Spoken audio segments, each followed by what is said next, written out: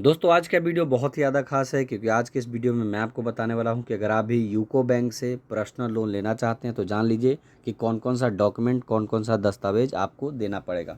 पूरा डिटेल में बताऊंगा। अगर आपको किसी भी बैंक से पर्सनल लोन चाहिए तो इस वीडियो को देख लीजिए, आपको एक ओवरव्यू आइडिया लग जाएगा कि आखिर बैंक से अगर हम लेते हैं पर्सनल लोन तो कौन कौन सा डॉक्यूमेंट लगता है, कौन कौन सा डॉक्यूमेंट हमारे पास होना चाहिए। तो चलिए जान लेते हैं। दोस्तों देख सकते हैं मैं आ चुका हूँ पैसाबाजार.com के वेबसाइट पे। इसी वेबसाइट के माध्यम से मैं आपको सारा डिटेल दूंगा। सबसे पहले बात करें कि अगर आपको यूको बैंक से पर्सनल लोन चाहिए तो आपको कौन कौन सा डॉक्यूमेंट लगेगा।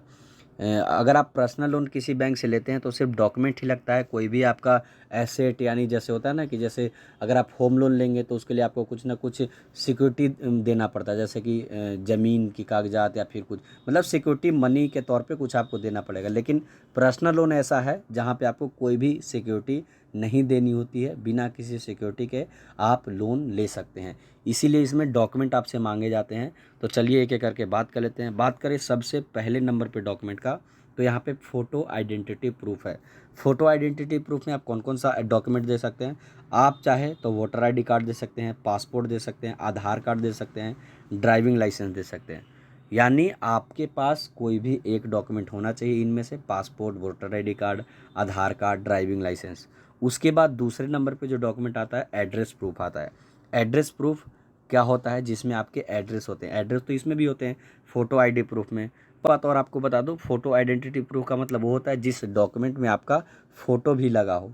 तो इसीलिए आप देखेंगे कि पासपोर्ट हो, वोटर आईडी कार्ड हो, आधार कार्ड हो, ड्राइविंग लाइसेंस हो, इन सब में आपका फ़ोटो लगा होता है, उसी को फ़ोटो आइडेंटिटी प्रूफ करते हैं। एड्रेस प्रूफ जिसमें आपका एड्रेस हो, जैसे कि ये बिजली का बिल हो गया, राशन कार्ड हो गया, पासपोर्ट हो गया, आधार कार्ड हो गया। कुछ डॉक्यूमेंट देखेंगे कि फ़ोटो आइडेंटिटी प्रूफ और एड्रेस प्रूफ दोनों में सेम है, बट आपको एक बात ध्यान रखना, अगर आपने आइडेंटिटी प्रूफ में आधार कार्ड दे दिया है तो इसमें आपको कोई और डॉक्यूमेंट देना पड़ेगा। एक ही दो डॉक्यूमेंट दोनों में नहीं चलेगा। इसमें अगर ड्राइविंग लाइसेंस दे रहे हैं तो इसमें आपको वोटर आईडी कार्ड देना पड़ेगा। इस बात का आपको ध्यान रखना है।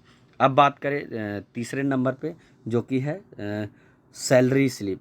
यहाँ पे देख सकते हैं salary slip for last 3 month, क्योंकि आपको पता है कि बैंक उसी को लोन देता है जो कुछ पैसे कमाता है। क्योंकि बैंक, अगर बैंक से आप लोन ले रहे हैं, कोई भी सिक्योरिटी डिपॉजिट आपसे नहीं ले रहा है बैंक, जैसे कि कोई घर के कागजात नहीं ले रहा है, तो ये तो चेक ही करेगा कि आप कहाँ कमाते हैं, कितना कमाते हैं, ताकि उसका पैसा आसानी से दे पाएंगे या नहीं। इसीलिए वो आपसे लास्ट 3 मंथ के सैलरी स्लिप, इनकम प्रूफ आपका मांगता है। आप उसमें आपको हो सकता है कि आपको बोले कि पासबुक का फ़ोटोकॉपी दे दीजिए लास्ट 3 मंथ का। अब आप सोच रहे हो कि ये तो जो सैलरी मतलब जो जॉब करता है वो ये दे पाएगा। अगर किसी का बिजनेस है तो वो कैसे प्रूफ कर पाएगा, उसको अगर लोन चाहिए तो उसके पास तो सैलरी स्लिप होगा नहीं। तो उससे क्या होता है कि जैसे अगर आप बिजनेस करते हैं तो आप आईटीआर फाइल करते हैं हर एक साल, तो उसका डॉक्यूमेंट आपको देना पड़ेगा, उसका कॉपी देना पड़ेगा। आईटीआर जो फाइल करते हैं एज ए प्रूफ के तौर पे कि मैं साल में इतने का टर्नओवर है मेरा, ये है, यानी इनकम का एक प्रूफ आपको देना पड़ेगा।